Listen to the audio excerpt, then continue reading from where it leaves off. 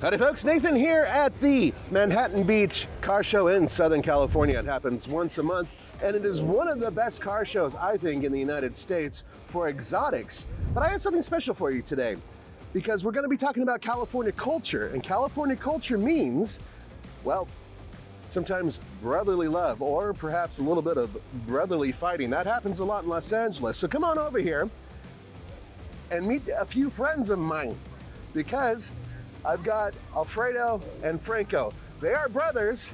One has a German car, one has a Japanese car, and in just a moment, we're gonna take a tour around both of them, which are super tuned, but more importantly, we're going to find out which one's better, and I'm not referring to the cars. All right, important question. First of all, let's introduce yourselves. These are two brothers who have extremely tuned vehicles, a Nissan and a BMW. So let's start off with Alfredo.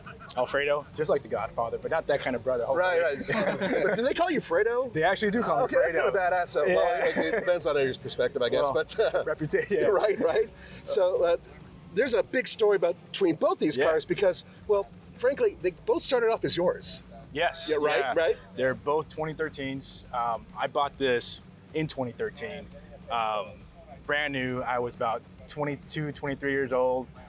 And the dealership didn't want to sell it to me because it was so expensive. And I was like, you're just a young kid. Right. But I daily it for a few years. I got tired of it, of the powertrain. So I decided to twin turbo it. And, 11 years later, here we are. Twin turbo E85. It's been super reliable. I never had any issues with it. It's on a stock block, and it's got all the kind of bells and whistles on it. And now I'm going to introduce you to his brother. Here you go. Hello, my name is Franco. This is my 2013 BMW M3. So originally, this vehicle belonged to my brother. He had it completely stock, no modifications done whatsoever. It was his daily. I originally had a 2006 350Z, but unfortunately, I totaled it. So of course, I wanted another sports car. I was still looking at the Zs, but my brother had this, and he was in the process of, doing adult stuff, marriage. So I'm just like, hey, I'll take it off your hands, and here we are. So I've done so much to it. I mean, I've done anywhere from, it's currently tuned on the 85. The suspension's stock, but I've done a big brake kit. I track it, daily it.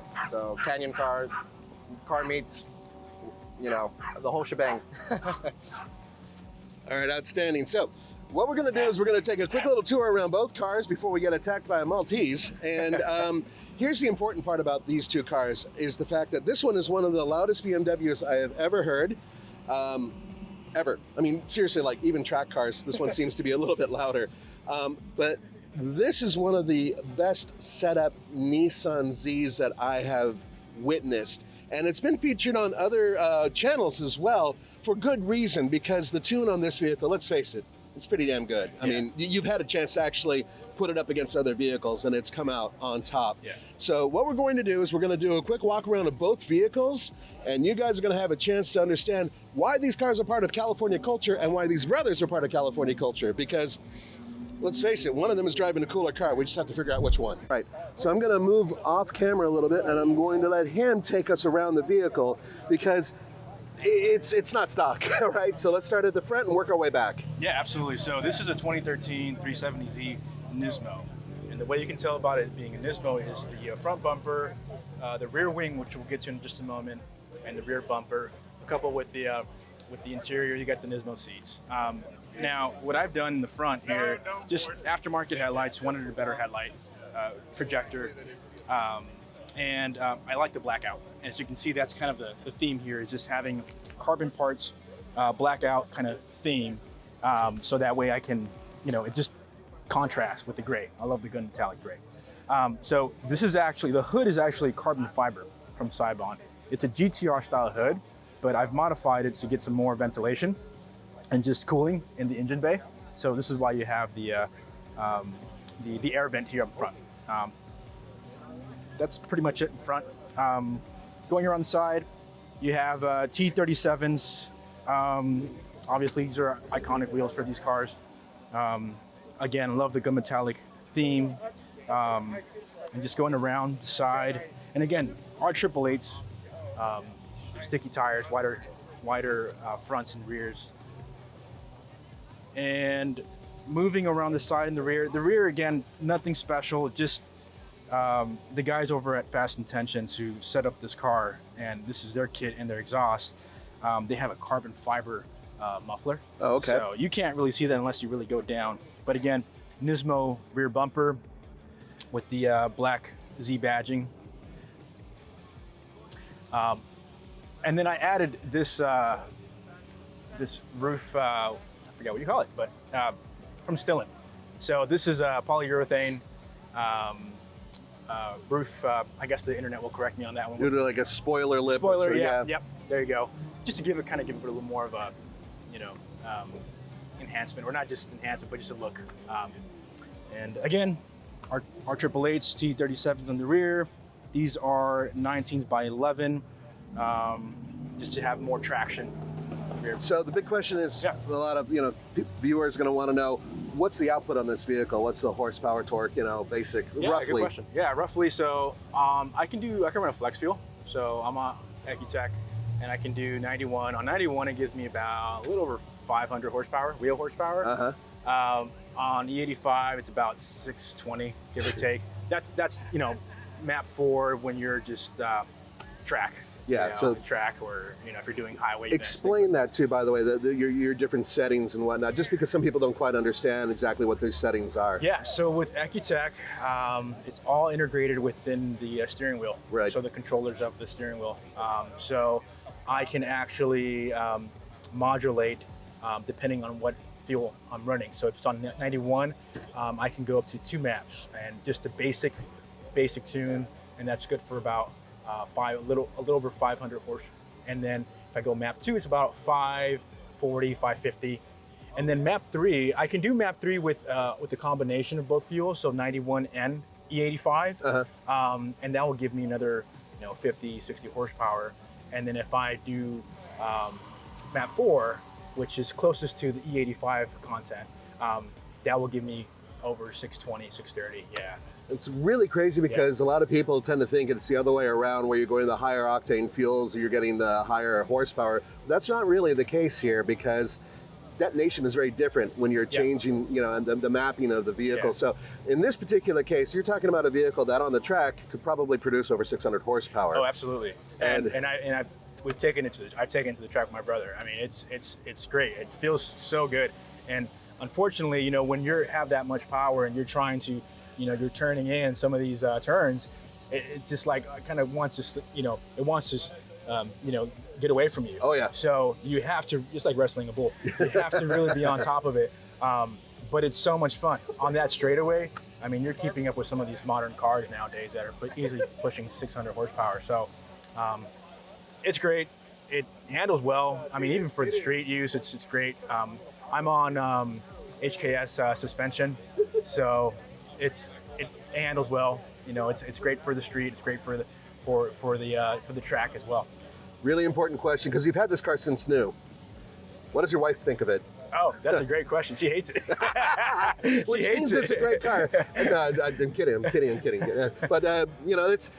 But it's a toy that you get to use occasionally, come to events like this, right? And hopefully pass it down to my son and to my kids, Right. And I think it's so important now for dads to just work with their kids on their cars and show them and get them involved in community and because like you said, it is a community. Right. It is definitely a community, and we have to be out there. We have to make sure that we're doing the right things for the community and making sure that we stand out, not in the bad side, but on the good side. Well, speaking of community, now we have to move to your brother and see what he says about his. All right, going from the Nissan to the BMW, we now have Franco, and he's going to tell us all about this vehicle, which is highly modified as well. Fire away. Awesome. So first and foremost, the first thing that when people see this car is the color, of course. Now the color is definitely a BMW color, but unfortunately, it's not a paint. I did wrap it. It is a Laguna Seca blue though. So I kind of want to keep that heritage of BMW going. So, I think the color is very beautiful. Underneath it, it's originally all black. So I just wanted something that, pops a little bit more. So I think BMW definitely did a good job with this color. So From the front here, I do have a Vorsteiner front lip, made out of carbon fiber. Unfortunately, these are discontinued. I always get questions as to like, where I got this lip. They are discontinued. However, you can find replicas online. So it is originally from Vorsteiner. And then as far as the engine modifications, I currently have intake, and it's tuned on E85, and as well as fully straight pipe. Nathan wasn't kidding when he said this thing is very loud. It's very, very loud. However, the good thing is I do have a Valvetronic exhaust, which I'll show you in a moment, which pretty much allows me to control the valves in it, so I can make it loud or very quiet. Up front here on the wheels, I have Apex wheels, EC7s. As far as the brakes go, I have a ST60 from StopTech, 6-piston brakes up in the front. I do track this car occasionally, so I did want something with a little bit more stopping power, which they work great too. As we go to the back, I just have little carbon fiber accents. I have a carbon fiber little bill here, as well as a carbon fiber diffuser, also from Vorsteiner. But if you look at the exhaust, I don't think you can probably see from the camera, but inside there are valves, and I'm more than happy to demonstrate the difference between. Yeah, we'll get that in a minute. I just don't want to blow out the mics right now. All right, no worries. Yeah, we'll get to that. We'll do that in just a minute. Other than that, I mean, that's pretty much as far as the exterior goes. As far as the interior, I decided to kind of get these aftermarket bucket seats from Brahm, and I wanted to match the color of the car, so I got the leather custom made. Now, from what the guy told me that made them, the leather on the seats are the same leather they use on Lamborghinis, but. All right, so I noticed on both sides you have a sticker here. So explain what South Bay Custom and Exotics is. Yeah, so South Bay Custom and Exotics I'm one of the business owners. We do wraps, PPF, window tinting, auto detailing. We even do custom brake caliper painting. So we do all that sort of stuff. So if you ever need work done to your car, we're actually gonna rewrap this car to a different color, which I won't reveal. Okay. I won't reveal just yet, but we are planning on rewrapping this car to something a little different. That might disappoint some people because I know a lot of people love this color, but this wrap is 4 years old, and it does have its little nicks from all the driving that I do to it. So, and one thing I did want to mention. So originally when I got this car, I got it with around 45,000 miles. It currently has 137,000 on it, so I drive it a lot. And I've had one single issue with it. And it's currently tuned on E85, in case I haven't mentioned that. All right, so here we go with the little exhaust note here.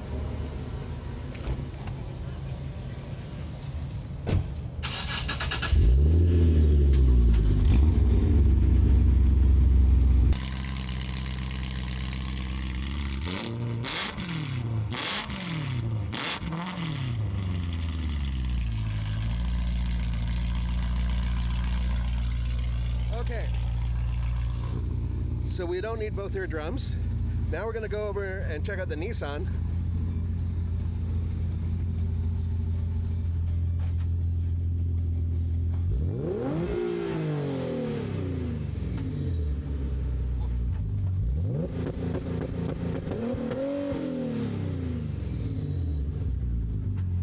Whew. Yeah, that's California. Okay, guys, thank you so much. It's been a pleasure. Franco, Alfredo. Yeah, thank you, sir. So this is part of the California culture, and we're going to be hitting a lot of this in the future. So stay tuned. There's a lot more coming, and hopefully we're going to be getting some ride-alongs with these cars in the future.